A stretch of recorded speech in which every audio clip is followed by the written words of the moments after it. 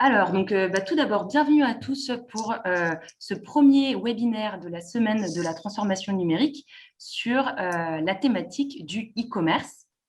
Hop, alors, les objectifs de cette semaine, c'est donc une semaine de sensibilisation pour vous présenter les pratiques de la Transfonum sur la transformation numérique du coup et la cybersécurité qui est labellisée par la région. Cette opération a pour objectif d'accompagner les TPE-PME d'Occitanie dans leur projet de transformation numérique. Donc, dans un premier temps, on sensibilise à travers des événements comme celui-ci, comme ce webinaire. Ensuite, on vous propose un pré-diagnostic gratuit pour mesurer la maturité numérique de votre entreprise. Vous retrouverez le lien là sur cette petite présentation que je vous renverrai également dans le chat. Et pour bénéficier ensuite d'un accompagnement qui peut être subventionné jusqu'à 50% par la région. Nous, on a décomposé finalement la transformation numérique en 7 champs d'action. On parle également communication digitale, collaboratif et télétravail, organisation et process, data et cloud, cybersécurité et RGPD. Et si vous souhaitez plus d'infos sur ces sujets-là, il ne faut pas hésiter à nous solliciter. Mais je vais pas prendre plus de temps la parole. Je vais vite laisser la parole aux intervenants. C'est eux que vous souhaitez écouter aujourd'hui. Pour info, le webinaire est enregistré. Si vous ne souhaitez pas être filmé, n'hésitez pas à couper votre caméra. Vous aurez accès au replay de ce webinaire juste après l'événement, une fois qu'il sera mis en ligne sur la page YouTube de la mêlée. Lors des interventions, merci à tous de bien vouloir couper votre micro. Et pour vos questions, vous pouvez utiliser le chat qui est du coup en bas de votre petit onglet. Et je vais laisser de suite la parole à Jean-Philippe Aurard qui va animer du coup ce premier webinaire. Merci Constance pour cette jolie introduction. Bonjour à tous, ravi d'être avec vous pour cette petite heure consacrée au e-commerce. On va essayer de faire ça de façon un peu dynamique, à la manière d'une table ronde. Alors moi, je vais juste jouer le rôle d'animateur. Je suis là avec, on va dire, une double casquette. Je suis à la fois consultant en e-business, en marketing multicanal, et je m'occupe aussi de la commission Digital Business, e-business de la mêlée. Donc, c'est des réunions qui se font soit sur Montpellier, soit sur Toulouse et qui abordent régulièrement, en temps normal, hors Covid, des problématiques liées à l'acquisition, au e-commerce, à la visibilité sur le net, bref, tout ce qui touche au digital business. Donc, aujourd'hui, j'ai de la chance d'être bien entouré. Je suis avec Thierry Spennet, Jean-François Viguet, Meryl Koch et Stéphanie Gomez. On va essayer de faire un petit peu un panorama des problématiques liées au e-commerce, que vous soyez dans un projet de création de site web, que vous n'en ayez pas du tout, ou que vous soyez dans une logique de croissance et de refonte avec des besoins qui se développent comme beaucoup d'acteurs à l'heure actuelle. Ce que je vous propose avant d'attaquer les premières questions, c'est peut-être de laisser mes camarades se présenter en 2-3 phrases. Et je vais laisser du coup peut-être Stéphanie commencer de la société Copperby. Stéphanie, tu peux te présenter en 3 phrases, s'il te plaît? Donc moi, c'est Stéphanie Gomez. Je suis chargée de transformation digitale chez Copperby. Mon rôle, en fait, est de faire le lien entre mes clients et les équipes techniques et fonctionnelles avec qui je travaille. L'intérêt, en fait, c'est que le client n'ait qu'un seul interlocuteur. Et surtout, ça va être de pouvoir vraiment avoir une communication où on se comprend. Donc, moi, je fais le lien avec les techniques et fonctionnels que je retranscris, en gros, aux clients sur l'avancement du projet ou les problématiques qu'on peut rencontrer. Donc, voilà, je suis l'interlocutrice privilégiée des clients. Merci Stéphanie. Est-ce que Meryl Koch, du coup, vous êtes dans la même société? Meryl, je te laisse éventuellement prendre le relais. Oui, bonjour, je m'appelle Meryl, donc je suis leader de l'équipe web et e-commerce chez Copperby. J'anime une équipe d'intégration de sites web et e-commerce dans une stratégie Jamstack et omnicanal. Super. Merci beaucoup Meryl. Du coup, qui est-ce qui prend le relais? C'est Thierry Spennet. Thierry, tu veux bien te présenter en 2-3 phrases? Oui, donc moi je dirige une agence digitale qui s'appelle Inwinero, qui est basée à Montpellier. Donc je fais partie d'un réseau national d'experts digitaux Inwin. Et notre métier, ça consiste à accompagner donc les entrepreneurs dans la définition et la mise en œuvre opérationnelle de leur stratégie digitale Et parmi ces éléments, on retrouve bien entendu le site internet qui est le cœur de la relation digitale avec le site e-commerce pour les e-marchands. Et on propose également des solutions clés en main pour du click and collect sur les métiers de bouche, boucher, fromager, primeur principalement. Voilà. Merci beaucoup Thierry. Jean-François, est-ce que tu veux bien te présenter en 2-3 phrases? Oui, bonjour à tous. Jean-François Viguier, donc agence web Créabilis. Nous sommes spécialisés dans le développement de sites e-commerce, en fait, essentiellement avec la solution PrestaShop. Donc, je suis très actif dans la communauté PrestaShop et nous avons créé une petite association qui s'appelle Friends of Presta. Voilà, donc au sein de l'agence, on fait du web design, on fait du SEO, du développement de sites sur mesure. Et je suis accessoirement aussi animateur à la commission e-business de la mêlée. Merci beaucoup, Jeff. Donc, on va essayer de rendre ça le plus convivial possible. N'hésitez pas à saisir vos questions sur le chat. Il y a Constance qui va rester avec nous, qui pourra nous synthétiser tout ça. On va garder un bon quart d'heure pour les questions à la fin. Et il y a Constance aussi qui va certainement vous poser des petites questions via le module de questions de sondage de Zoom. Donc, n'hésitez pas à y répondre. Ça nous permettra de mieux orienter les réponses que nous pourrons vous faire. Pour faire bref, le e-commerce, c'est un sujet brûlant depuis 1 an maintenant, parce qu'on en parle beaucoup. On a tous vu ce que ça donnait, la fermeture des commerces et la nécessité de se digitaliser pour les acteurs du commerce. Donc, un bref panorama. Le e-commerce, c'est 40 millions de Français qui sont e-acheteurs aujourd'hui. Donc, ça fait un marché qui est quand même extrêmement important. Ça représente 100 milliards d'euros de business annuel. Donc, c'est vraiment un gros gâteau qu'il faut se partager. Et ça représente 2 milliards de transactions. Concrètement, c'est 3800 transactions e-commerce par minute en France. 3800 transactions e-commerce par minute en France. Donc, c'est vraiment quelque chose qui n'est absolument pas anecdotique et qui devient fondamental dans notre vie quotidienne. Donc, forcément, ça intéresse beaucoup d'acteurs. Et aujourd'hui, entre guillemets, la problématique, c'est que le e-commerce, c'est 200 000 sites e-commerce en France. Donc, 200 000 sites e-commerce, que vous vendiez demain des vélos, des confitures ou des chaussettes, vous allez avoir 2000, 3000, 5000 autres sites qui vont être vos concurrents et qui vont vouloir aussi se positionner en première page de Google et acquérir le plus de clients possible. Donc, vous devez à la fois être extrêmement pertinent en termes techniques, c'est ce qu'on va voir aussi avec nos intervenants aujourd'hui, avec nos experts, et aussi vous devrez travailler sur votre positionnement, sur votre différenciation par rapport à tous les autres acteurs qui vont être présents sur le même marché que vous, parce que le marché du e-commerce, forcément, il est national. On va commencer par la première question. Concrètement, si je ne suis pas, moi, un informaticien ou un développeur, je suis un commerçant, je suis un marketeur, est-ce que je peux créer mon site web, mon site e-commerce tout seul? Est-ce que Jean-François, tu peux nous apporter quelques éléments de réponse?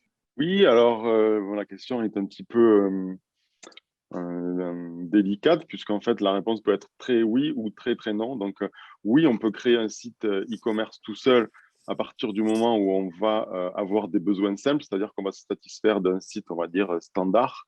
Donc, on va pouvoir aller sur des plateformes comme Wix ou Shopify, voire même installer un PrestaShop ou un WooCommerce par ses propres moyens. Donc, la plupart des hébergeurs proposent des installations en un clic. Donc, on va dire, ça peut fonctionner dans des catalogues de taille moyenne pour un design standard, mais dès qu'on va vouloir faire des choses un peu plus compliquées, donc faire du développement sur mesure, faire un thème sur mesure, c'est-à-dire un design qui va être à l'image de sa société, de ses produits, ou dès qu'on va vouloir avoir envie de faire quelque chose d'un petit peu compliqué, comme par exemple mettre à jour PrestaShop, ben là, c'est mieux quand même de se faire accompagner soit de façon ponctuelle par un prestataire, soit de façon régulière avec une agence ou un freelance qui va vous accompagner. Après, je peux aussi laisser la main à mes autres confrères qui ont sûrement aussi un avis sur la question. Thierry, tu peux prendre le relais?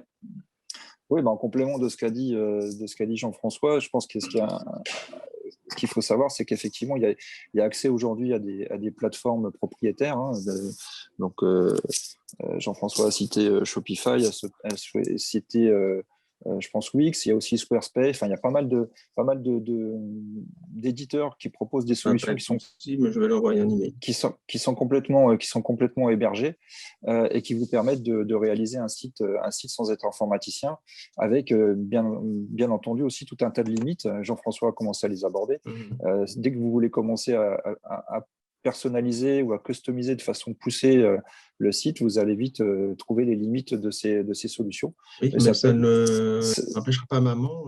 Ça peut être des bonnes solutions. Je ne me pose pas qu'elle demande un guide dans un premier temps, c'est 80 000 euros. Ah, je crois qu'on a de la friture sur la ligne. Il y a quelqu'un qui doit éventuellement penser. Pardon Thierry, s'il vous plaît, pensez à couper vos micros, qu'on évite un petit peu les bruits de téléphone et les enfants et tout ça. Ça sera plus agréable pour tout le monde. Merci. Ouais, enfin, donc, si je devais répondre de façon synthétique à la question, si on n'est pas informaticien, est-ce qu'on peut créer son site web tout seul? Je dirais oui, mais on va vite trouver un certain nombre de limites qui peuvent vous freiner dans votre expansion. Et c'est là justement tout l'apport d'agences web ou de prestataires pour vous aider à trouver la meilleure solution en adéquation avec ce que vous voulez faire. Merci Thierry. Dans la même lignée, j'ai entendu dire qu'il existait des sites web qui étaient gratuits, des sites e-commerce qui étaient gratuits. Est-ce que c'est vrai ou est-ce que c'est une arnaque? Alors le marché du site, le site gratuit, enfin c'est le modèle freemium qu'on connaît bien dans le milieu du digital, hein. C'est qu'on a accès en un premier niveau à quelques fonctionnalités qui sont gratuites, mais dès qu'on veut passer à des fonctionnalités un petit peu plus poussées, il va falloir passer à la caisse. Que ce soit sur du WordPress, par exemple. WordPress est gratuit. À la base, le code est gratuit, mais si vous voulez utiliser des extensions qui sont proposées par des éditeurs, par des gens qui ont développé autour de ce logiciel gratuit, il y en a certaines qui sont gratuites, il y en a d'autres qui sont payantes. Les premiers niveaux sont gratuits. Donc, ça ne veut pas dire qu'il y a, encore une fois, site gratuit, web gratuit, c'est pas de l'arnaque, mais c'est des fonctionnalités qui sont très vite limitées. Merci Thierry. Est-ce que Jeff, tu veux rajouter quelque chose à ce sujet? Oui. Bon, effectivement, monter un site gratuitement aujourd'hui, c'est quand même un peu compliqué. Je ferai plutôt une précision sur la partie est-ce que je suis propriétaire ou locataire de mon site e-commerce. Donc, il existe deux types de solutions. On va dire des solutions en mode SaaS, donc en mode location que vous payez tous les mois, donc Shopify, Wix, Squarespace, etc. Donc, vous êtes locataire, c'est-à-dire que vous payez en fait un petit bout du logiciel tous les mois. Puis en général, le logiciel est propriétaire. Donc, dès que vous arrêtez l'abonnement, en fait, vous n'avez plus de site, vous n'avez plus le droit d'utiliser le site. A contrario, vous avez donc les sites basés sur les plateformes e-commerce en général open source comme PrestaShop ou WooCommerce, donc qui est le plugin de WordPress, mais il en existe plein d'autres, où là, effectivement, vous allez payer une prestation initiale pour installer, mettre en place le site, par exemple, mais vous allez être propriétaire de votre site. C'est-à-dire que vous pouvez l'utiliser pendant des années si vous le souhaitez. Si vous souhaitez ne pas le faire évoluer, par exemple, ça ne vous coûtera rien du tout, mis à part l'hébergement qu'on va chiffrer à entre 10 et 100 euros par mois, on va dire, pour un hébergement premier prix. Voilà, il faut aussi distinguer effectivement les solutions open source dans lesquelles en fait, on a accès, nous, développeurs, intégrateurs au code source, et on peut contribuer au logiciel et donc faire, on va dire, transférer déclarer plutôt ces bugs, voire même les corriger à la solution, à contrario des solutions en mode SaaS, donc en mode location, où effectivement on ne peut pas contribuer au logiciel. Bon, en contrepartie, par contre, on a en général un support qui est délivré par la société qui permet d'avoir des réponses plus ou moins rapidement. Ce que ne vont pas vous apporter des éditeurs comme PrestaShop, par exemple, puisqu'il faudra à ce moment-là vous associer avec une agence ou un freelance. Je rebondis sur tes précisions, Jeff, merci beaucoup. Dans l'écosystème du e-commerce, on entend parler effectivement de Wix, de Shopify, de WooCommerce, de PrestaShop, de Magento. Si moi, demain, je veux me lancer en e-commerce, comment analyser, comment savoir quelle est la solution qui est la plus adaptée à mon business et à mon projet? Alors, ça va vraiment dépendre des besoins du projet, en fait. Aujourd'hui, des solutions comme Shopify, PrestaShop sont adaptées aussi bien à des petits projets qu'à des projets de taille moyenne. Aujourd'hui, pour Magento, par exemple, c'est plutôt c'est quand même très très cher, donc c'est plutôt des gros sites e-commerce avec plusieurs pays, plusieurs langues, etc. Pour les tout petits projets, c'est vraiment je veux tester mon projet. J'ai une dizaine de produits. Donc là, on va plutôt s'orienter vers des Wix, des Shopify aussi, ou donc côté open source, des solutions comme WooCommerce, qui est un plugin de WordPress. Voilà. Bon, après, bien sûr, toutes les solutions évoluent dans le temps et vont cibler des projets des tailles de projets de plus en plus larges. Merci, Jeff. Est-ce que Thierry, tu veux rebondir, nous apporter quelques précisions? Oui, alors ce qu'il faut savoir aussi dans les différentes solutions qu'a présenté Jeff, c'est qu'il y a des solutions qui sont vraiment nativement orientées e-commerce. C'est le cas de PrestaShop et Magento. C'est vraiment des CMS qui, à la base, ont été conçus pour du e-commerce, alors que je dirais de l'autre côté, WooCommerce est plutôt en fait une extension de WordPress, et c'est plutôt un système que je qualifie de e-commerce intégré. Donc vous avez un site vitrine et vous allez pouvoir un site vitrine WordPress et vous allez pouvoir ajouter une extension pour proposer vos produits, vos services à la vente sur Internet. Donc, il y a cette notion-là aussi qu'il faut prendre en considération, c'est est-ce que je suis plutôt orienté e-commerce ou est-ce qu'il faut que je mixe une partie présentation d'activité, une partie vitrine importante avec une partie e-commerce qui est peut-être moins développée. Donc, si je suis vraiment sur de la vente de produits, plusieurs milliers de références produits, je pense qu'il faudrait plutôt s'orienter sur des solutions type PrestaShop. Par contre, si je suis plutôt dans la prestation de services avec quelques dizaines de références, j'irai plutôt sur une solution type WordPress plus WooCommerce. Merci Thierry. On l'a vu, les projets de e-commerce peuvent être très, très, très hétérogènes de l'un à l'autre. Il y a des sites web à 2 000 €, il y a des sites web à 200 000 €. Est-ce que Meryl, tu peux nous dire quelles sont un peu les différences entre des typologies de projets qui, a priori sur le papier, n'ont comme ça rien à voir? Alors, je disais, donc effectivement, à communiquer d'un site web à l'autre, on peut avoir des budgets qui peuvent vraiment être différents, voire exponentiels à certains niveaux. Donc, quels sont les critères qui vont différencier ces types de projets? Il y en a plusieurs. Ça va être tout d'abord, est-ce qu'on souhaite, d'un point de vue ce qu'on appelle front-end et donc d'un point de vue design, passer par une agence qui va nous maqueter l'agence qu'on devra intégrer de manière très spécifique. Ça aura un coût, sur le sujet. D'autres choses, est-ce que mon projet devra s'intégrer dans une stratégie ou une architecture omnicanale, c'est-à-dire est-ce qu'on aura des outils type CRM, Order Management, ERP ou PIM, des outils d'architecture dans lesquels on va devoir s'interconnecter et interconnecter les données. Est-ce que mon site est international? Doit-on prévoir une interface multicanale sur les sites? A-t-on besoin d'un CMS? A-t-on besoin donc d'une équipe marketing qui va de manière entre guillemets no-code intervenir sur certaines pages de notre site web? Je pense aussi également quelle évolution on va donner à son entreprise.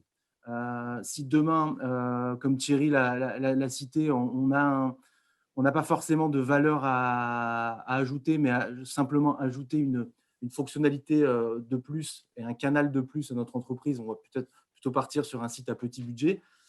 Si on est un pure player, une grande société ou une société où on va miser beaucoup sur le digital, on va forcément peut-être devoir intervenir un peu plus sur ce type de projet et devoir investir un peu plus sur des projets à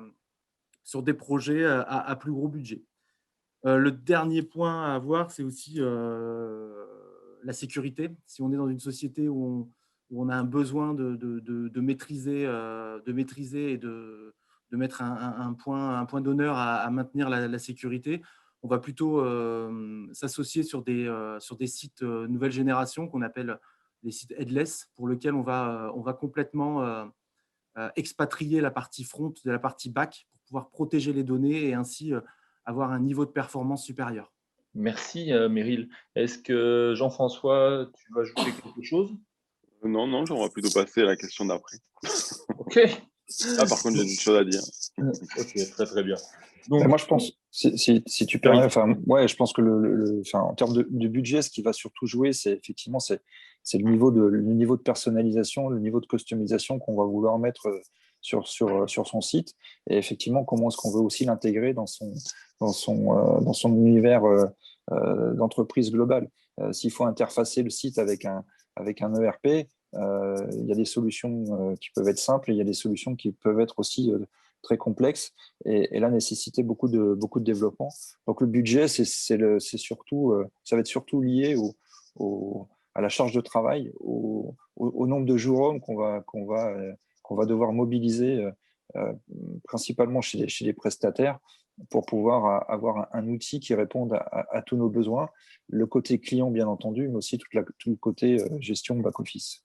Oui, et aussi le trafic qu'on prévoit dessus, hein, puisqu'il y aura quand même un coût non négligeable d'un point de vue hébergement si on part sur un projet non cloud.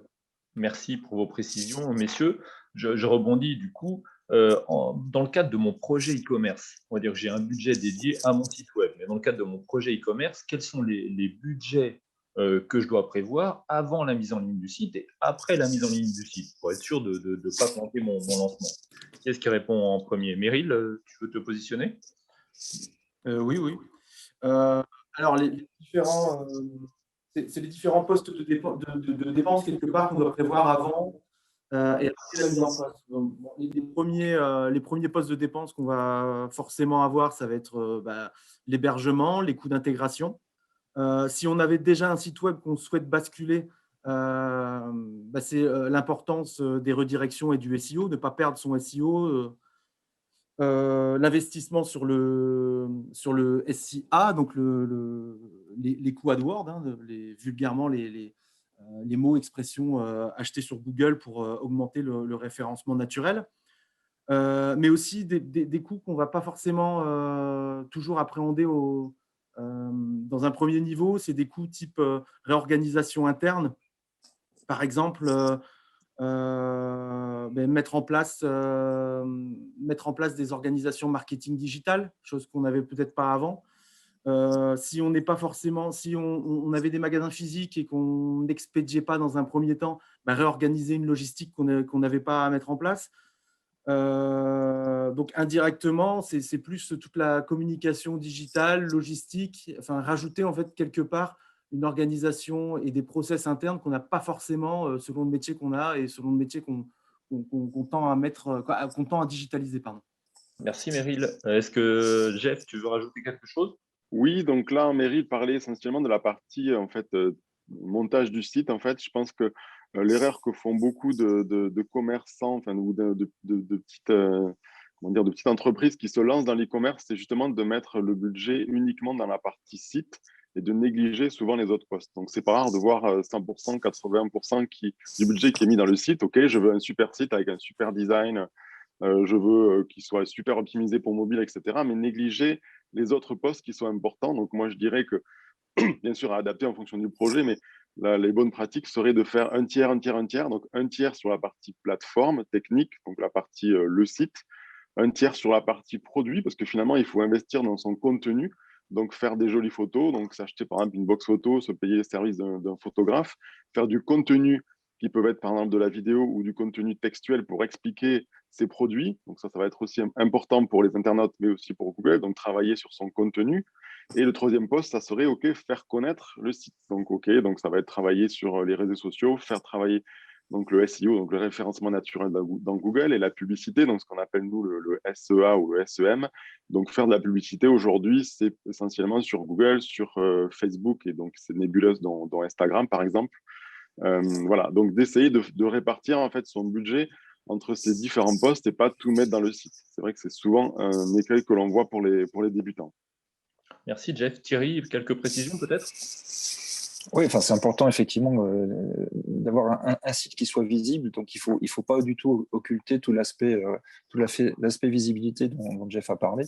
Et aussi un point qui est important, c'est l'organisation interne que vous allez mettre en place, surtout si vous faites de la livraison, de la vente à distance. Préparez votre logistique, ça c'est hyper important.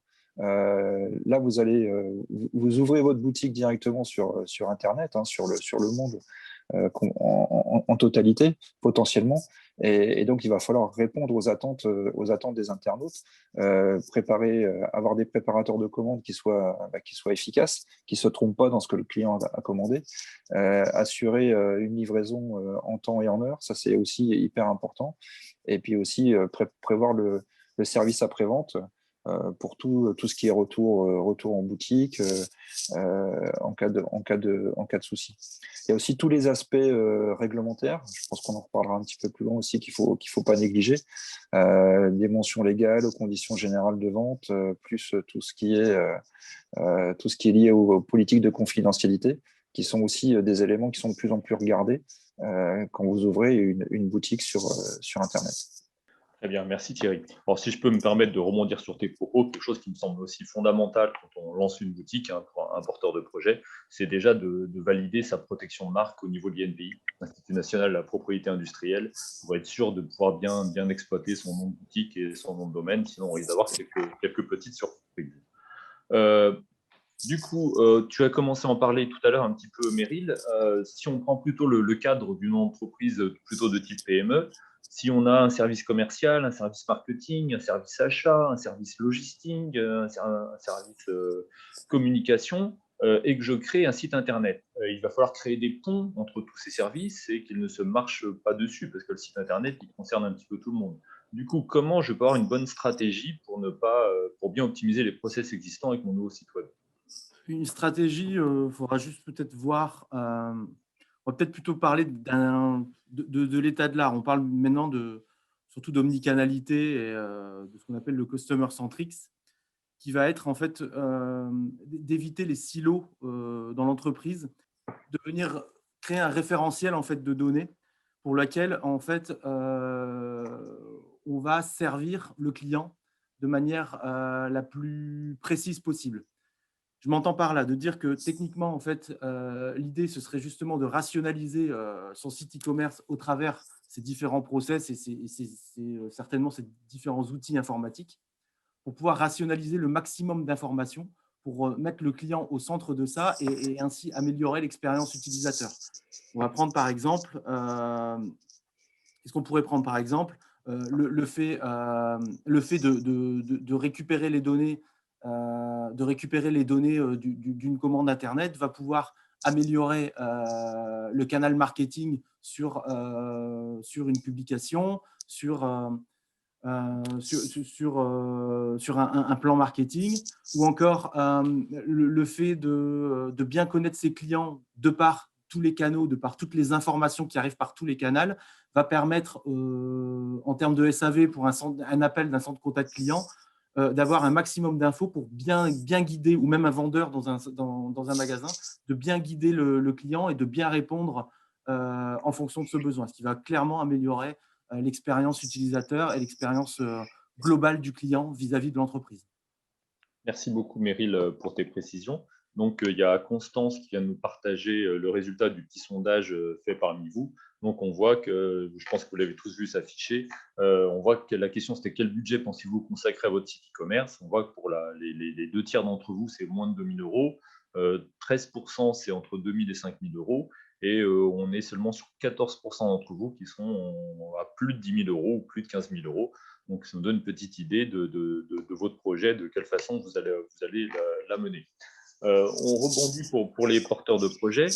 Imaginons que je n'ai pas encore de site e-commerce et que je souhaite être prêt pour la période de Noël. Ce sera dans 6 mois, 6-7 mois maintenant. Est-ce qu'il est déjà trop tard ou est-ce que pour Noël 2021, je peux encore être d'attaque? Est-ce que Jeff, tu as une petite idée de planning? Oui, donc là, on va parler plutôt de sites sur mesure, c'est-à-dire de sites où on va faire un design, on va faire une maquette qui sera validée, commentée par le client avec des allers-retours, l'intégration de catalogues produits un peu conséquents du genre 10 000, 20 000, voire on est monté jusqu'à 180 000 produits. Donc là, effectivement, sur ce genre de projet, on va être sur des délais environ 6 mois. Donc, il n'y a pas que le délai de développement, bien sûr, il y a aussi le délai pour que le client rassemble, on va dire, et produise tous ces contenus, donc des fichiers Excel pour les produits, par exemple, toutes ces photos, etc. Après, sur du projet vraiment basique, donc là, je peux faire référence à notre opération e-commerce solidaire qu'on a lancée au premier confinement. Il nous est arrivé de monter des sites 2 heures après avoir reçu les éléments du client, hein, de l'entreprise aidée, par exemple. Bon, par contre, bien sûr, c'est des choses où on a une dizaine de produits, où on a juste une livraison, on n'a pas de livraison, plutôt, on a plutôt du click and collect et un design, bien sûr, qui est totalement standard. Donc, les délais moyens, je dirais, c'est entre 3 mois, 6 mois, voire 1 an pour du projet sur mesure. Et pour du projet en fait, que vous allez gérer par vous-même, ben, en fait, ça va vraiment dépendre de votre travail à vous, de votre niveau de préparation au niveau du catalogue. Merci Jeff. Thierry, tu valides à peu près ce planning? Oui, oui, tout à fait. Donc, c'est vrai que ça peut aller très, très vite. Alors, sur des solutions qui ne sont pas, je dirais, complètement abouties, hein. Peut-être pas forcément optimisées en matière de référencement naturel ou optimisées enfin, ou personnalisées vraiment à 100%. Mais je pense qu'effectivement, un délai standard de 2 à 3 mois pour un projet moyen. Il ne faut pas oublier non plus les aspects paiement qu'il faut prendre aussi en considération, surtout si pour mettre en place un contrat avec votre banque, ça peut prendre aussi du délai. Ne pas oublier le contenu, parce que c'est effectivement, quand on se dit je vais lancer mon site internet, c'est là qu'on se rend compte des choses basiques, mais quelle est l'arborescence que je vais mettre en place? Est-ce que j'ai un descriptif pour tous mes produits? Est-ce que j'ai une photo pour tous mes produits? Donc tout ça, ça prend aussi énormément de temps et ça, il faut pas le négliger. Et même si vous travaillez avec une agence web, c'est pas l'agence web qui va pouvoir tout faire pour vous. Merci beaucoup Thierry. Une question plutôt adressée peut-être à Meryl. On parle beaucoup de data au niveau du e-commerce. Est-ce que tu peux peut-être nous dire comment analyser et comment bien prévoir, bien anticiper l'exploitation et la conservation des data pour mon site e-commerce? Les données, d'un point de vue global, on va dire que c'est quelque chose qu'il faut ne plus négliger à l'heure actuelle. Maintenant, on a réellement besoin de se servir des données, et dont les données qui vont être apportées par le site e-commerce pour, comme je l'ai dit tout à l'heure, améliorer l'expérience client, puisque mieux connaître son client, c'est mieux le renseigner, c'est mieux lui proposer ce qu'il a besoin, etc.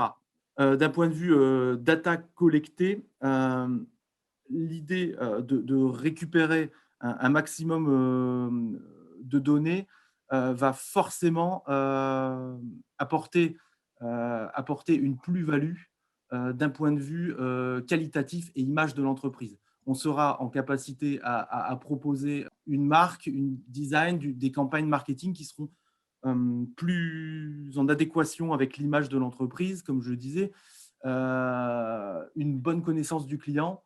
Donc tout ça, c'est vraiment essentiel. Alors, je ne sais pas comment bien l'expliquer, mais récupérer les données, ça devient essentiel et pour vraiment proposer quelque chose de qualitatif, en fait, et puisque le client, et notamment le client e-commerce, via la concurrence, devient de plus en plus exigeant et a réellement besoin qu'on lui propose des choses intéressantes à sa portée, qui lui soient adaptées et qu'on lui apporte les conseils, qu'on lui donne les bonnes informations et également qu'on lui apporte le bon SAV quand il a acheté la chose, en lui donnant également les bonnes informations et le guider au bon endroit quand il a un problème. Ok, merci Meryl.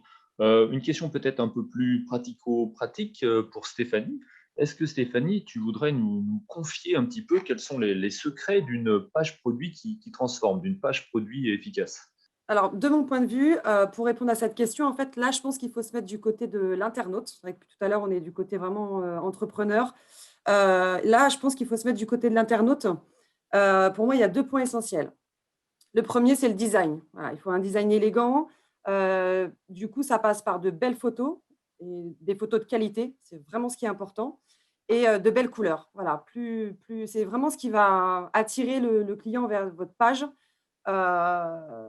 Voilà, aujourd'hui, on peut être du côté entrepreneur, comment faire un site e-commerce, mais il ne faut pas oublier qu'en tant qu'entrepreneur, on est aussi internaute. Donc, en fait, il faut juste se mettre à la place du client et à notre place quand on sort du côté entreprise. Et on s'arrête tous sur des pages où les photos nous donnent vraiment envie d'avoir le produit, d'avoir des jolis descriptifs. Donc ça, c'est le premier point, c'est le côté design. Et le deuxième, qui va être très important aussi de mon point de vue, c'est le côté fonctionnel. Il faut que ce soit fluide et très simple. Il faut que limite le cheminement, on le connaisse et que le client ne cherche pas comment avoir telle ou telle information et comment arriver à la finalité. Il faut vraiment que ce soit fluide. Et je pense que quand on a un bon design et que le côté fonctionnel est là, je pense que du coup, ça met en valeur l'image de marque de l'entreprise et du coup, on devient crédible face aux clients et du coup, ça donne envie aux clients de revenir sur notre site. Merci Stéphanie. Est-ce que Thierry, tu voudrais ajouter quelques éléments? Oui, donc Stéphanie, effectivement, elle a mis l'accent sur le côté pur internaute. C'est je suis devant la page produit et il faut qu'effectivement, ça me donne envie d'acheter, que ça soit le plus simple possible, que j'arrive au paiement le plus rapidement possible. Après, il y a l'autre côté aussi, c'est de faire en sorte que la page produit soit optimisée aussi pour Google, pour faire en sorte qu'elle soit aussi, qu'elle apparaisse quand l'internaute a une intention d'achat. Si vous voulez acheter des chaussures, l'idéal, c'est que la page de votre boutique apparaisse. Et pour ça, donc, il y a un certain nombre d'optimisations à mettre en œuvre au niveau de la page en elle-même. Et ce sont vraiment des spécificités techniques pures en matière de référencement naturel et qu'il faut réussir à mixer ces contraintes techniques avec les contraintes d'expérience utilisateur dont a parlé Stéphanie tout à l'heure. Merci Thierry pour ces précisions. Tu as fait une bonne introduction. On a parlé un petit peu de référencement naturel, de SEO. Donc la question, c'est, moi demain, je suis e-commerçant, ce que je veux, c'est être en page 1 de Google. La question ne se pose pas, même en position tout en haut sous la barre de recherche. Donc comment je peux faire savoir à Google que mon site existe, qu'il est publié et que c'est le plus beau du monde? Est-ce que Jeff, tu as un petit retour d'expérience là-dessus? Oui, alors il y a beaucoup de légendes urbaines sur le référencement naturel. Bon, c'était très facile il y a 15 ans, mais aujourd'hui, c'est vraiment très difficile, surtout quand on lance un site qui est nouveau, puisque Google fait une prime, on va dire, à l'ancienneté. Donc aujourd'hui, si vous voulez être vraiment présent sur des mots-clés très, très, très concurrentiels, très rapidement, il va falloir vous payer les services d'un SEO de très haut niveau, on va dire, qui va être capable de faire beaucoup de contenu ou de faire beaucoup de contenu sur votre site et de faire arriver beaucoup de liens. Donc, en fait, le lien, c'est la popularité du site pour Google. Donc, beaucoup de liens sur votre site et ça va vraiment vous coûter même plus cher que de monter un site e-commerce sur mesure. Donc, il existe effectivement tout un tas de prestataires qui font ça, mais effectivement, c'est un budget. Par contre, c'est effectivement une stratégie qui est valable sur le long terme, puisqu'aujourd'hui, la plupart des gros marchands fonctionnent parce que justement, ils ont travaillé énormément leur référencement naturel, leur contenu et leurs liens. Et le travail que vous allez faire au début de votre boutique va être, on va dire, valable et va durer sur plusieurs années. À contrario de la publicité, si on prend par exemple la publicité de Google Ads, où là, Jean-Philippe, effectivement, est expert là-dessus, il pourra mieux vous renseigner que moi, mais vous allez payer au clic finalement, et quand effectivement, vous arrêtez votre budget, ben, vous n'avez plus de trafic qui arrive chez vous. Donc les deux éléments, la publicité et le référencement naturel, ne sont pas opposés, ils sont même complémentaires. Donc, je dirais qu'au début, il est préférable de faire les deux, c'est-à-dire de faire un peu de pub pour arriver à avoir un petit peu de trafic et après de travailler son référencement naturel qui va être plus sur du moyen terme ou du court terme si vraiment on a un gros budget. Mais il faut vraiment essayer de travailler sur les deux aspects et aussi essayer de faire venir des clients via des moyens beaucoup plus, on va dire, via le réseautage, donc via les réseaux sociaux, votre propre réseau, vos partenaires, vos contacts, etc. Merci Jeff. Voilà. Est-ce que Thierry, tu as un petit quelque chose à rajouter éventuellement? C'est vrai que l'essentiel est dit. Donc, il y a deux moyens de se faire connaître sur les moteurs de recherche. Donc, c'est soit en payant de la publicité. Donc là, ça a un effet immédiat, surtout si vous avez un budget conséquent, parce que c'est aussi, donc, il ne faut pas oublier que c'est un système d'enchères, que vous n'êtes pas tout seul sur votre marché. Et plus votre marché va être concurrentiel, plus il y a potentiellement d'acteurs qui seront présents et donc susceptibles de payer. Et donc, le coût au clic peut aussi évoluer. effectivement, c'est la première action quand vous mettez un site, quand vous lancez un site e-commerce. Si vous voulez être visible, c'est la publicité en ligne. Alors après, il y a aussi d'autres éléments, hein. Il y a le Google Shopping, il y a aussi d'autres moyens chez Google. Ils ont une grosse palette. Les réseaux sociaux, c'est aussi effectivement important. Ça permet de générer beaucoup de trafic sur son site. Et donc, si votre site est bien architecturé, ben, vous allez pouvoir faire beaucoup de conversions. Le référencement naturel, c'est un élément hyper important. Donc, la première chose que vous avez à faire quand vous allez lancer votre site, ben, c'est de déclarer à Google via la Google Search Console, faire en sorte que votre sitemap soit identifié et que les robots Google viennent sur votre site le plus vite possible. Et c'est seulement après le premier passage qu'en fait, il sera indexé sur le moteur de recherche et que vous aurez peut-être l'espoir d'apparaître dans les premières pages. Mais ça, il ne faut pas se leurrer. C'est du temps. Et comme l'a dit Jeff, c'est du temps, c'est du budget. Et il faut travailler sur 3 dimensions en général. L'aspect technique du site et des pages du site, l'aspect contenu, la richesse du contenu, la pertinence du contenu par rapport à vos produits, et puis la notoriété du site, le nombre de backlinks qui vont montrer à Google que si vous vendez des chaussures, que votre site est un site de référence en la matière, parce que vous allez prodiguer des conseils et pas uniquement vendre des produits grâce à des articles de fond qui vont valoriser votre site. Merci beaucoup. Globalement, si on admet un référencement naturel minimum, rien que la société en elle-même, si elle a une très bonne gestion logistique, un très bon stock ou est très bon sur le pricing, rien qu'avec Google Shopping, elle peut quelque part aller chercher du trafic. Puisque si, prenons un exemple assez extrême, un produit n'est disponible nulle part, on est les seuls à les avoir. Sur Google Shopping, on va forcément être référencé assez vite et on pourra générer du trafic malgré tout. Merci Meryl pour ces précisions. On parle de SEO, on parle de SIA, on n'a pas tellement abordé les réseaux sociaux, peut-être qu'on y viendra tout à l'heure. Il y a une bonne vieille méthode qui marche depuis 20 et quelques années maintenant, c'est celle de la newsletter, celle de l'emailing. On va dire que si j'ai déjà un petit peu d'ancienneté dans le commerce, j'ai peut-être une base de données de 2000, de 5000, de 10 000 adresses email de mes anciens clients ou de mes clients actuels. Est-ce que je peux les informer par mail que mon site web existe? Est-ce que je peux les ajouter à ma newsletter? Est-ce que Stéphanie, éventuellement, tu aurais quelques tips, quelques retours d'expérience là-dessus? Alors, c'est vrai qu'en tant que déléguée pour la protection des données chez Copperbee, je suis assez bien placée pour juste dire certaines choses qui sont quand même importantes et à prendre en considération. Si on a une base de données avec des mails ou même des numéros de téléphone, parce qu'aujourd'hui, le SMS se fait aussi, effectivement, on peut envoyer de la communication à une condition, c'est qu'on ait en amont en fait l'accord du client. Il y a plusieurs manières pour récupérer l'accord, mais il est important de savoir qu'on ne peut pas communiquer comme ça sur des domaines différents au client. Si, par exemple, le client ne vous a pas donné l'accord pour avoir de la publicité ou des newsletters ou des choses comme ça, en aucun cas, vous ne pouvez du coup communiquer là-dessus. Ce sont les exigences de la CNIL.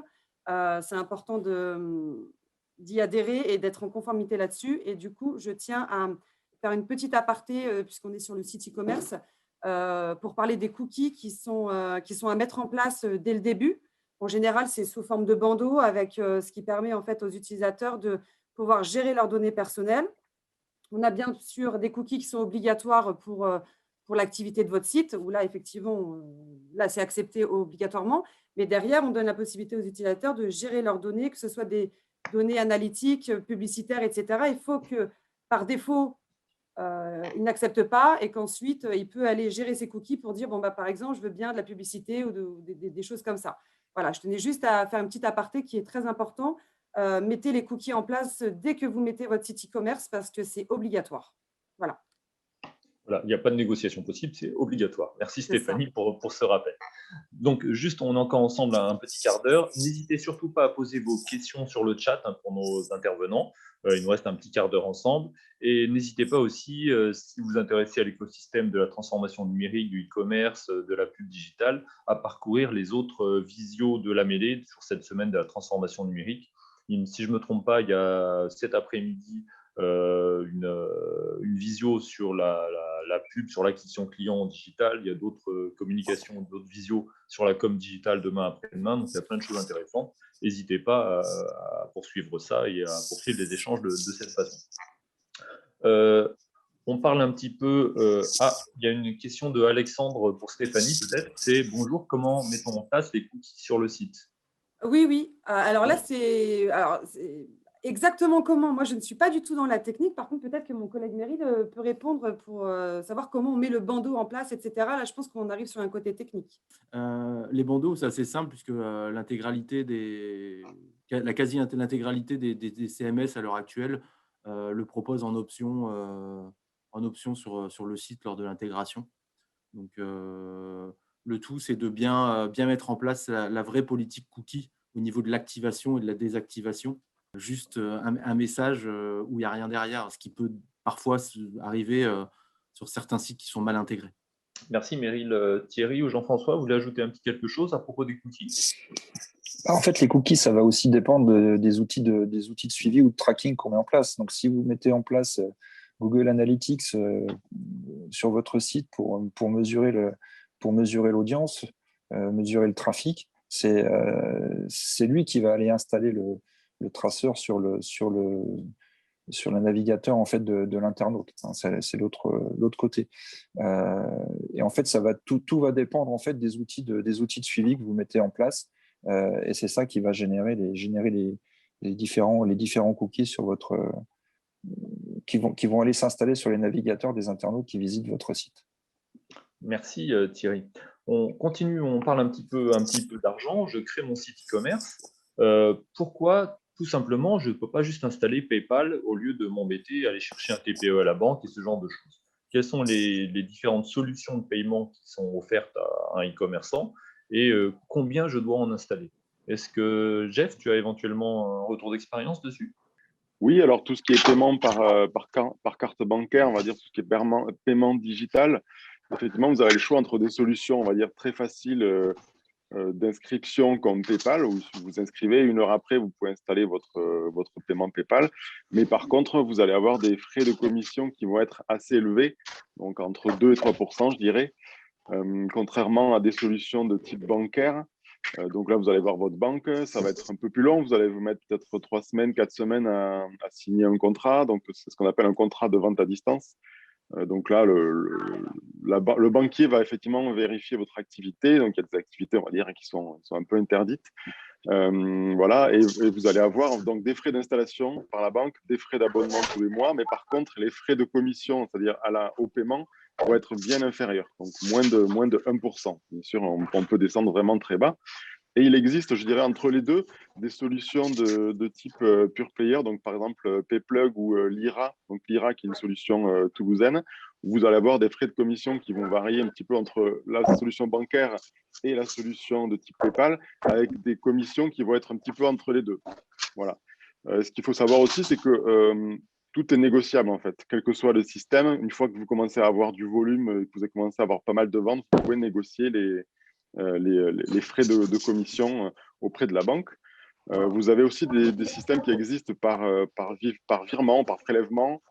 Voilà. Après, bon, je ne vous cache pas que les internautes payent par carte bleue dans 95% des cas. Donc, c'est vraiment important d'avoir un système là.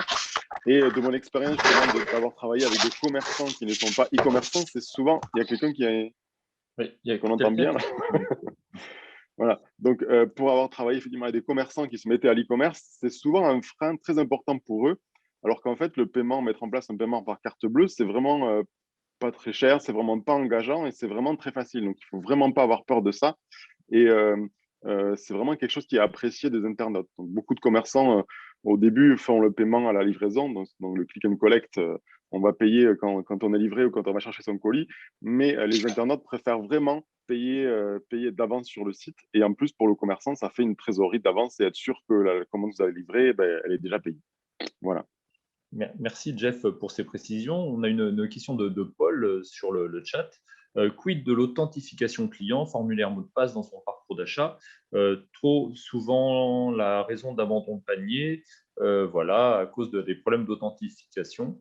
Est-ce qu'il y a quelqu'un qui veut se positionner sur cette question? Très Oui, bien. je peux parler de mon expérience, effectivement. Donc, effectivement, c'est ce qu'on appelle le tunnel d'achat, donc le processus qui va de la page produit jusqu'au paiement. Donc là, on va vous demander effectivement de vous authentifier, donc votre nom, prénom, votre adresse pour vous livrer, quel mode de livraison vous voulez choisir, quel mode de paiement vous voulez choisir. Donc là, effectivement, on a chez nous réécrit ce process-là de PrestaShop. On l'a réécrit entièrement pour faire quelque chose de plus simple, de plus mobile, de plus, on va dire, de plus intuitif. Et on a, pour certains de nos clients, multiplié par 2 le taux de transformation. Donc, le taux de transformation, c'est le nombre de personnes qui commandent par rapport au nombre de visiteurs.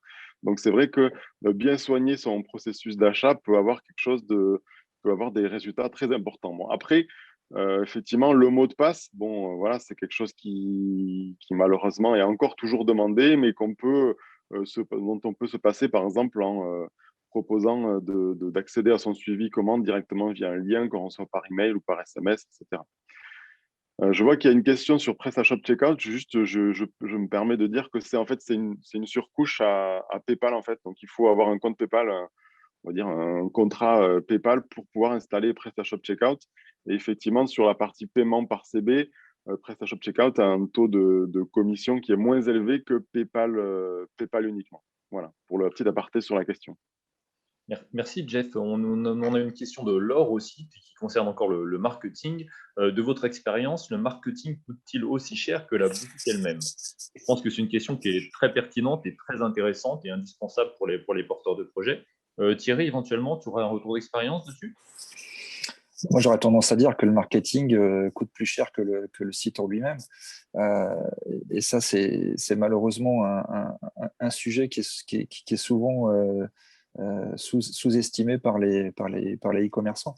Parce qu'encore une fois, c'est hyper important que vous soyez visible sur la toile. Et pour être visible sur la toile, eh bien, il faut investir dans du référencement naturel, il faut investir dans la publicité en ligne, il faut investir dans du social paid ou dans du community management.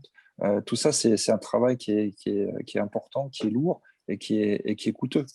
Un budget Google, c'est minimum 300. Enfin, si vous faites du Google Ads, c'est à mon avis minimum 300 € par mois, 10 € par jour. C'est quasiment rien, mais vous faites le compte à la fin de l'année, vous arrivez dans les 3, 4, 5 000 €. Et encore, ça, c'est des budgets minimum. Tout dépend de vos ambitions. Je connais des clients qui dépensent plusieurs milliers d'euros par mois en publicité sur Internet. Mais ce qu'il faut surtout, c'est le comparer à ce que ça peut vous rapporter. Et là-dessus, c'est ce qui est super intéressant avec le digital, c'est qu'on a la possibilité, on parlait des cookies tout à l'heure, de tout tracer, de tout mesurer, même si ça aussi, ça prend du temps, d'analyser ce qui se passe pour pouvoir corriger, optimiser ses campagnes de publicité. Et ça, vous allez pouvoir le voir tout de suite. Mais il ne faut surtout pas négliger ce budget qui est vraiment primordial dans la réussite de votre boutique. Regardez ce que vous faites si vous avez une expérience d'une boutique physique. Si vous construisez votre boutique, vous la faites la plus belle possible au milieu de la rue, mais que vous ne communiquez absolument pas sur des médias traditionnels, presse, affiches et autres, personne ne viendra. Ou des visites, je dirais, d'opportunités. Et ça sera très très long avant que le bouche à oreille se développe et que vous ayez du monde qui vienne vous voir. Donc ne négligez pas le marketing à tous les niveaux. On n'a pas parlé non plus des aspects qui peuvent être intéressants de marketing automation, pour prendre un terme anglais, mais qui va permettre aussi d'automatiser un certain nombre de relances pour des clients ou des prospects qui ont abandonné leur panier. Vous avez la possibilité de les relancer, d'optimiser aussi, d'optimiser pas mal le parcours d'achat de vos clients. Oui, mais je vais rebondir justement sur cette partie-là. D'un point de vue, tout à l'heure, on parlait justement de solutions. Il y a une solution qui s'appelle ZooCommerce, en fait, qui est une solution cloud aussi, un peu plutôt on va dire qu'on va plutôt opposer à des Wix et Shopify, qui, elle, pour le coup, est complètement intégrée en fait, à une suite de solutions qui s'appelle Zoho One et pour lequel en fait, on peut gérer, on s'en sert donc comme un canal d'entrée, donc comme un canal e-commerce pour lequel du coup, on va pouvoir justement récupérer toutes ces données et pouvoir les réutiliser dans des outils, Zoho, qui est Zoho Campaign et Marketing Hub, qui sont deux autres outils en fait, qui sont complètement intégrés à Zoho Commerce et pour lequel en fait, justement, on pourra complètement optimiser sa partie marketing. Une petite parenthèse aussi justement par rapport à la question de notre internaute. De mon point de vue, les coûts marketing et les coûts e-commerce, ils sont complètement différents et il faut vraiment, je pense qu'il ne faut pas les opposer puisque ils sont plutôt solidaires l'un de l'autre, puisque l'un est là pour faire de l'acquisition et du trafic et l'autre, entre guillemets, pour effectuer la vente et faire de la prise de commande. Merci Meryl pour ces précisions. Une petite question sur la durée de vie d'un site web. Concrètement, aujourd'hui, j'ai 100 références dans ma boutique, ça marche très très bien. Un an plus tard, j'ai 1000 références dans ma boutique. Est-ce que je dois refaire mon site web? Et concrètement, mon site web, là, il sera prêt pour Noël 2021. Au bout de combien de temps il faut que je commence à budgéter une refonte de mon site web? Quelle est sa durée de vie? Qui est-ce qui veut se positionner? Jeff, tu as un avis là-dessus? Oui, donc aujourd'hui, en fait, la plupart des solutions du marché ne sont pas sensibles au volume de références. C'est-à-dire que vous pouvez avoir passer de 100 à 1000 produits. Ce n'est pas ça qui va faire que vous allez devoir changer de solution ou refaire le site. Bon, bien sûr, à moins de tomber sur des extrêmes où on est à 1 million de produits, où là, effectivement, WooCommerce, par exemple, ça ne va pas tenir. Mais en général, la plupart des solutions peuvent supporter un produit comme 10 000 produits. Là où, par contre, effectivement, on va être amené de refaire son site, c'est effectivement si le business va prendre une autre ampleur. Donc, par exemple, je veux lancer mon site sur 15 pays avec plusieurs monnaies, etc. Où là, peut-être qu'une solution, on va dire, d'entrée de gamme va être un peu limitée. Et le cas, sinon, pour le plus classique de la refonte, c'est effectivement, bon, j'ai changé un peu l'approche de ma marque, j'ai augmenté mon catalogue. Je veux une nouvelle image de marque, en fait. Donc là, je vais faire une refonte graphique du site. En général, les sites qui fonctionnent bien, ils font une refonte graphique tous les 2-3 ans, on va dire. Par contre, moi, j'ai des clients qui ont le même site depuis 15 ans et ils sont très contents de leur site et ils ne le bougent pas. Donc voilà, après, c'est vraiment une histoire d'envie, de repositionnement et d'adaptation du site en fait à l'entreprise. Ouais, enfin moi je dirais qu'il n'y a, Allô, pas allô de, il y a pas de durée, il y a pas de durée de vie standard ou pour un site. En fait, tout va dépendre de sa situation, comme l'a expliqué Jeff.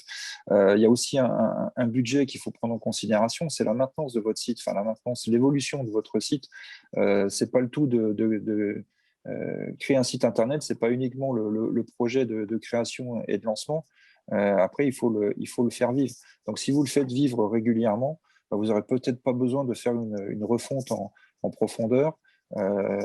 Par contre, si vous le mettez en ligne, vous le laissez de côté, effectivement, au bout de 2-3 ans, tout va évoluer aussi. La façon d'acheter des consommateurs va évoluer, et donc il faut que vous soyez en phase avec ce qui se passe autour de vous. Et donc, si vous faites de la mise à jour régulière, vous n'aurez peut-être pas besoin de faire une refonte au bout de 3 ans. Si vous ne faites rien, effectivement, peut-être qu'au bout de 2 ans, il va falloir revoir. Encore une fois, c'est vraiment du cas par cas. Il y a pas de, enfin, moi, en tout cas, j'ai pas de réponse type. Oui, moi, je voudrais faire une petite parenthèse justement pour, en réponse à cette question. Donc, la refonte, oui, en fait, vis-à-vis des nouveaux outils là, qu'on peut proposer, il y a les CMS headless et les solutions e-commerce headless qui sont, entre guillemets, à l'ordre du jour maintenant et qui permettent justement de différencier la partie front, la partie back, et voire même de micro-servicer, entre guillemets, différents aspects de l'entreprise vont permettre aussi, d'un point de vue durée de vie de la société et aussi croissance de la société, pour les sociétés qui ont une grosse croissance exponentielle, de pouvoir refaire ou modifier qu'une seule partie. Je m'entends si on a une charte graphique qui n'est plus d'actualité au bout de 3, 4, 5 ans, peu importe, on pourra refaire que la partie front et venir appeler via web service une partie back. Si on a une croissance exponentielle où on passe de 10 utilisateurs simultanés à 500 utilisateurs simultanés, on va appuyer sur une architecture et on va pouvoir aller un peu scaler la partie front si c'est un gros trafic, ou s'il y a beaucoup d'appels, scaler aussi la partie cœur de métier, entre guillemets, ou base de données pour pouvoir modifier et du coup intervenir qu'à des points stratégiques qui vont permettre de ne pas refondre systématiquement un site e-commerce complet en fonction de la croissance ou du cycle de vie d'une entreprise. Meryl, je me permets de m'adresser à toi. Je pense que tu as utilisé dans tes propos beaucoup de termes que peut-être que les gens ne connaissent pas, donc le headless, oui, peut-être, oui. Le front, le back, le scaler. Peut-être que ça serait pas mal de faire un petit point sur les termes que tu utilises. Alors, quand j'utilise le front, c'est la partie, visuelle. Donc, c'est la partie HTML. Ou autre, finalement, la partie visuelle, ce qu'on va voir du site à proprement parler.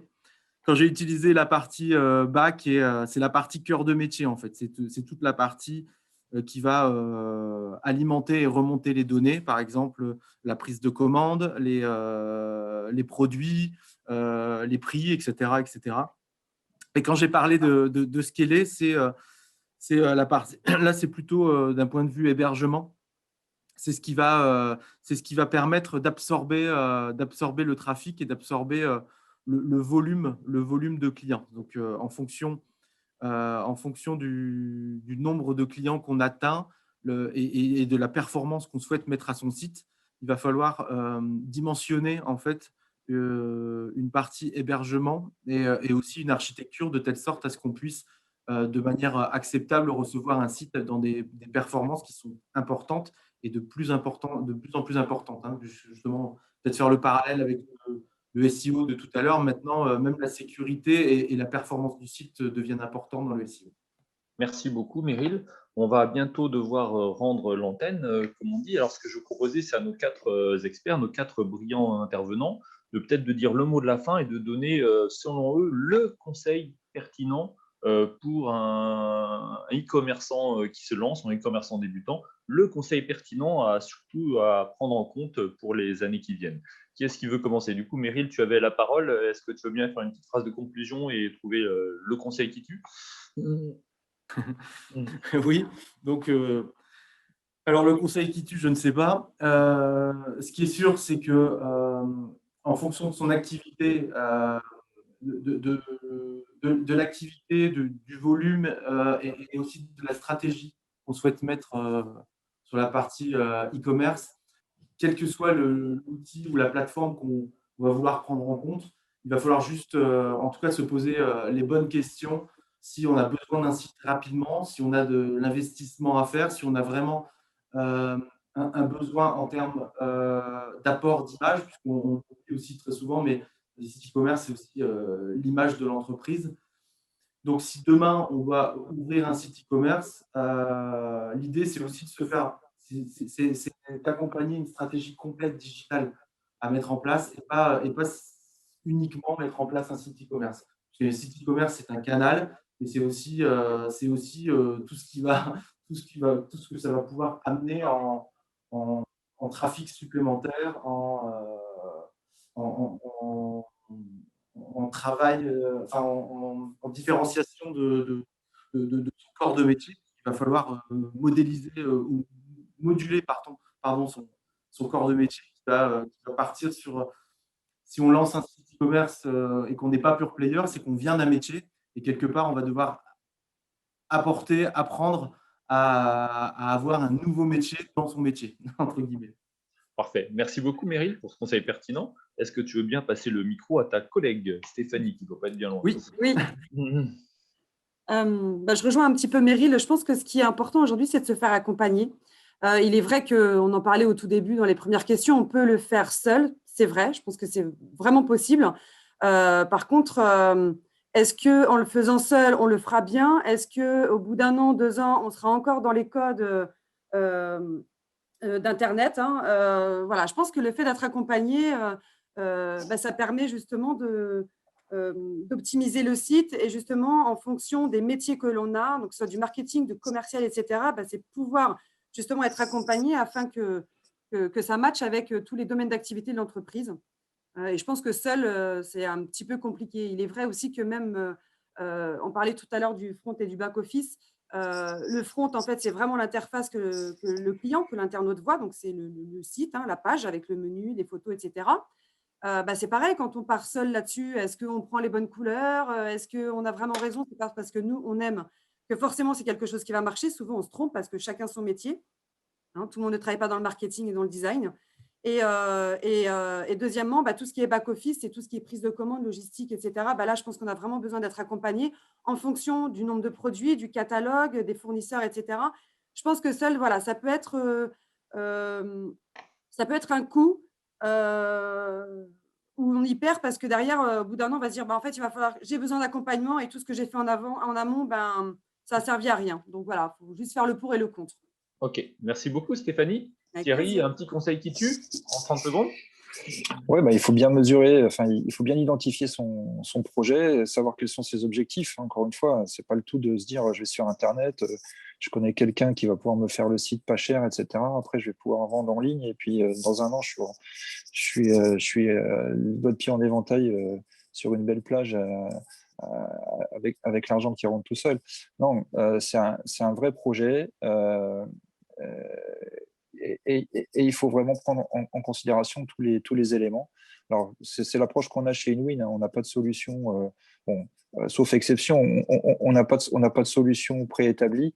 Vraiment, et il faut analyser le projet du client et ne pas oublier que le site Internet, ce n'est pas simplement quelques bouts de code qui sont publiés sur le web. C'est aussi toute l'intégration, c'est de la visibilité, c'est du marketing, c'est l'animation sur les réseaux sociaux, c'est de l'animation sur le site, l'animation de ses clients. Et donc, en fait, ce n'est qu'un outil dans une stratégie et il faut bien mesurer tout ça avant de se lancer. Merci Thierry. Jeff, 30 secondes avec le conseil qui tue. Oui, donc je suis d'accord avec mes confrères dans le sens où il faut vraiment essayer de se faire accompagner. C'est-à-dire qu'on peut vraiment faire des erreurs au début qu'on peut éviter en travaillant avec des experts qui ont justement le retour et l'expérience d'autres entrepreneurs. Donc moi, le conseil que je donnerais, ça serait d'essayer d'aller le plus vite possible. C'est-à-dire, n'attendez pas d'être prêt à 100%, d'avoir toutes vos photos, d'avoir tous vos textes avec les fautes corrigées, etc. pour lancer votre site.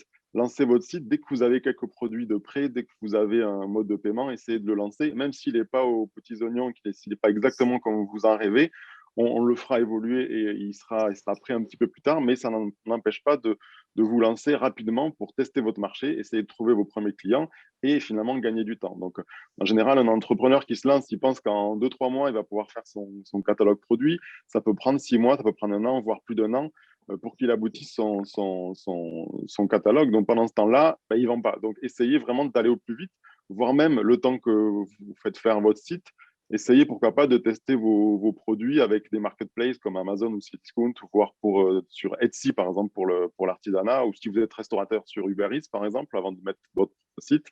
Donc, essayez justement d'aller au plus vite vers votre client, vers votre clientèle pour ne pas perdre de temps.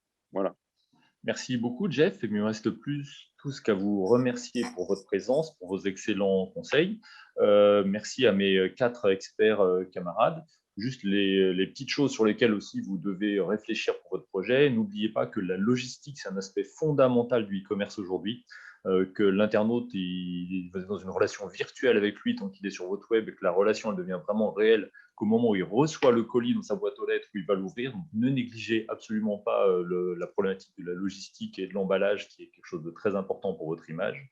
Et pour finir, n'oubliez pas aussi que si votre site internet il grossit et que vous attaquez l'international, vous devrez éventuellement faire évoluer votre site. On n'a pas les mêmes attentes en France qu'en Chine, par exemple, pour une page produit. Donc, il y a encore de multiples facettes du e-commerce qui nous restent à échanger ensemble et j'espère qu'on aura l'occasion en 2021. N'hésitez pas à vous renseigner sur les commissions de travail digital business ou e-business de la mêlée, que ce soit à Montpellier ou à Toulouse. Constance, peut-être un petit mot pour la fin?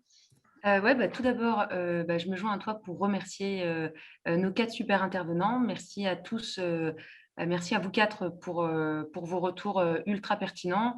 Merci Jean-Philippe pour cette animation bien dynamique et j'espère que ce webinaire sur le e-commerce a répondu à la plupart de vos questions. En tout cas, si ce n'est pas le cas, on a une adresse mail, c'est transphonium@lamele.com, tout accroché. N'hésitez pas à nous contacter. Je vous ai mis quelques petits liens dans le chat.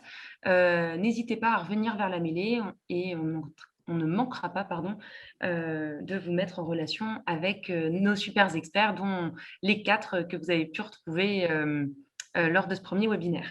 Donc, merci à tous. Je vous souhaite du coup bon appétit et une bonne continuation pour la semaine de la Transphonium. S'il y a d'autres sujets qui vous intéressent, n'hésitez pas à aller vous inscrire. Et encore merci à vous tous qui vous êtes connectés. Merci à vous tous. Merci. Au revoir. Bonne journée, au revoir. Au Vous revoir. aussi. Au revoir. Merci, au revoir. Merci. Au revoir.